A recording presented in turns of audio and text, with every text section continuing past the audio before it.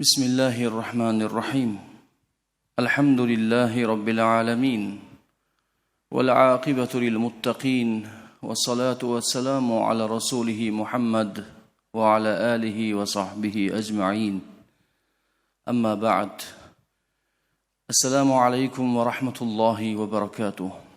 در حقیقت ربيع الأول آية har bir musulmon ummatini, ummati Muhammad sallallohu alayhi vasallamning o'z habibi va sayyidi, o'z rahnamosi, payg'ambari sallallohu alayhi vasallamga bo'lgan ahdini yangilashga, u zotning hayotini o'rganib, u zotning siratlaridan xabardor bo'lib, u zotning go'zal axloqlaridan namuna olib, o'ziga, hayotiga, oilasiga tatbiq qilishga ulug' bir imkon oydir. Mana shu oy jumla musulmonlar qatorida hammamizga muborak bo'lsin aziz birodarlar. Bugun hijriy 1439-yilning 5-Rabiul Avval kunidagi juma mav'izamizning mavzusi ham Mavlid Nabiy muborak mavzusida edi. Alloh taolo rozi bo'lsin qorilarimizdan go'zal ovozlar ila Mavlid asarlardan lavhalar o'qib berdilar, salovatlar o'qib berdilar. Biz qo'shilib tinglab, inshaalloh karim salovat aytganlar safiga kirib qoldik. Zero musulmon odam umrida bir marta salovat aytishi farzdir. Har namozda tashahhuddan keyin aytishi sunnatdir. Har doim aytib yurishi mustahabdir. Salovat o'zi eng katta solih amal va u hech qachon zoyi bo'lmaydi. Bitta salovat inshaalloh karim bizning bitta gunohimizga, gunohi sag'iramizga, kichkina gunohimizga kaforat ham bo'ladi. Bu dalillardan kelib chiqib aytilayotgan gaplardir. Qancha ko'p salovat aytsak, Habibimiz Muhammad sallallohu alayhi vasallamga yaqinlashishimiz, u zotning shafaatlariga noil bo'lishimiz va ro'zi qiyomatda, ya'ni qiyomat kunida payg'ambar alayhisalomning yonlaridan joy olish baxti shunchalik bizga yaqin bo'lib boradi. Salovatni ko'paytirishimiz kerak ekan. Salovatning muhimligidan Alloh taolo bandalarni salovat aytishga buyurar ekan, avval o'zi salovat aytadi.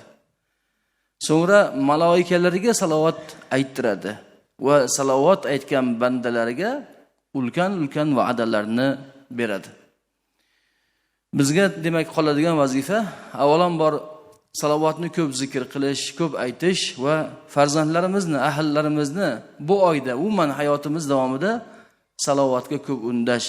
Lekin Allohumma solli ala sayyidina Muhammad va ali Muhammad va shunga o'xshash siyg'alardagi salovatlar, umuman salovatni aytish, ko'p aytish kerak deyapmiz.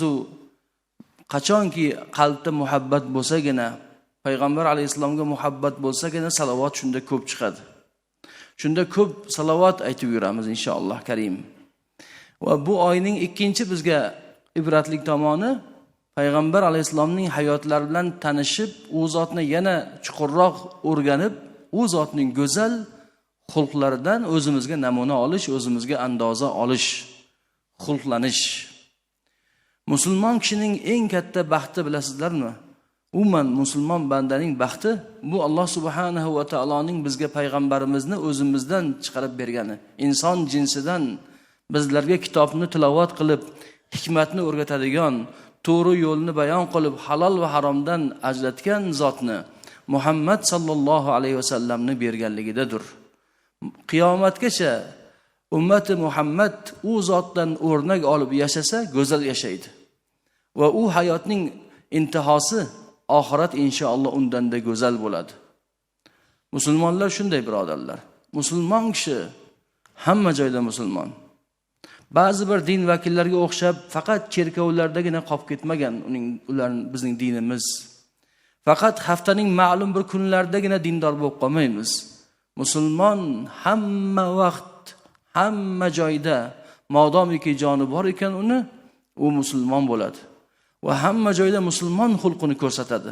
Uyda ham, ko'chada ham, ishda ham, yurishda ham, muqimda ham, safarda ham, dasturxon boshida ham, toratxonda ham, to'shakda ham, ish stolining ustida va hokazo.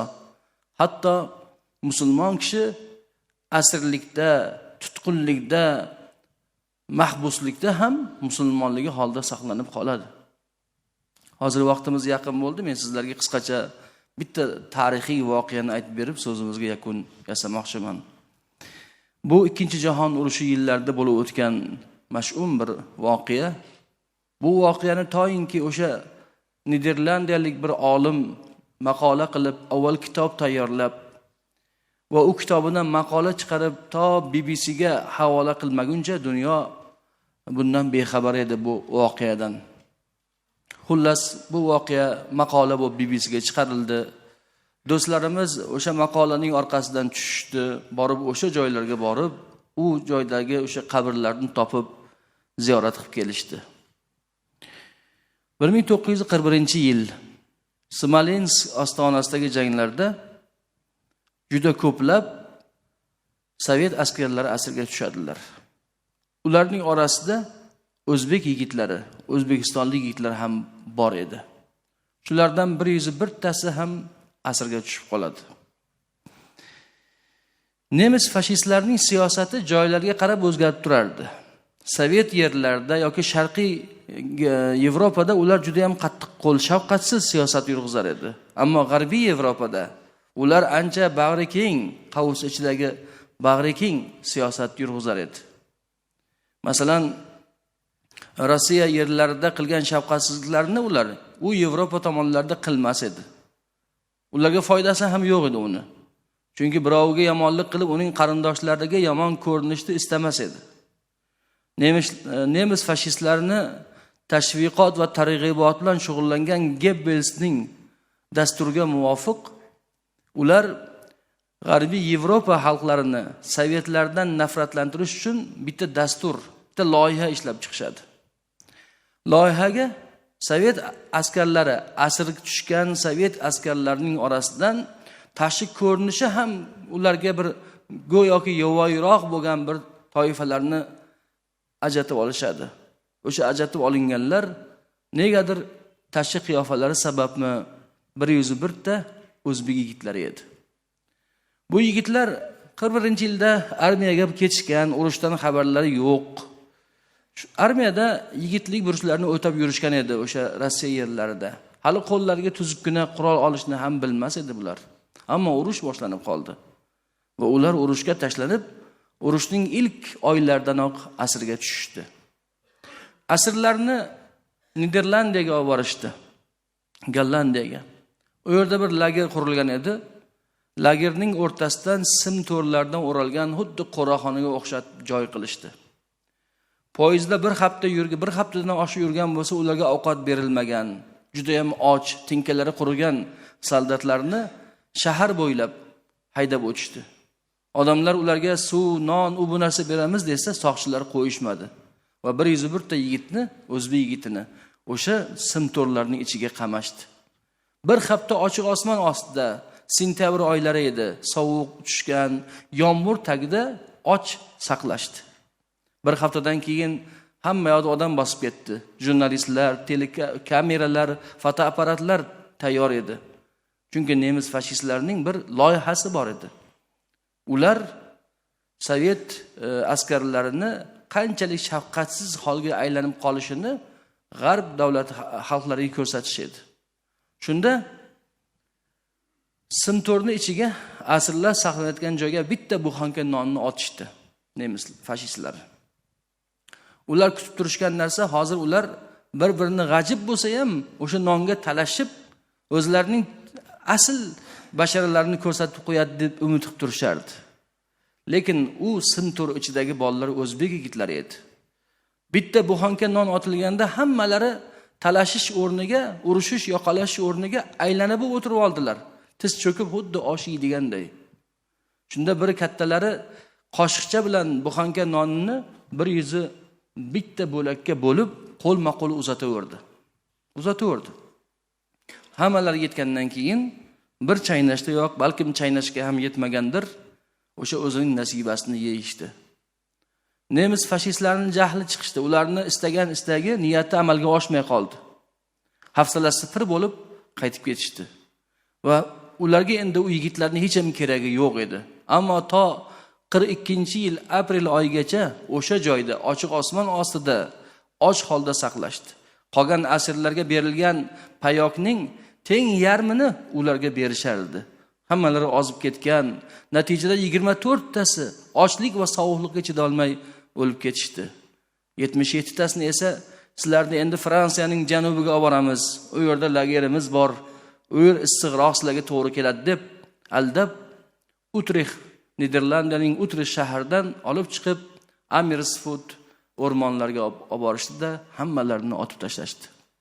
Va bitta chuqurga ko'mishdi. Ular o'zbek yigitlari ba'zilari yig'lagan, ba'zilari qochishga intilgan, ammo hollari yo'q, lekin o'limni mardonavor qarshi olishdi. Ularning izi yo'qotildi, hujjatlari yo'qotildi. Lekin ular bilan gaplashgan odamlarning xotirasida o'zbek yigitlari saqlanib qoldi. Ba'zan rasmlari ham saqlanib qolgan ekan, asrlikdagi o'zbek bolalarining rasmlari.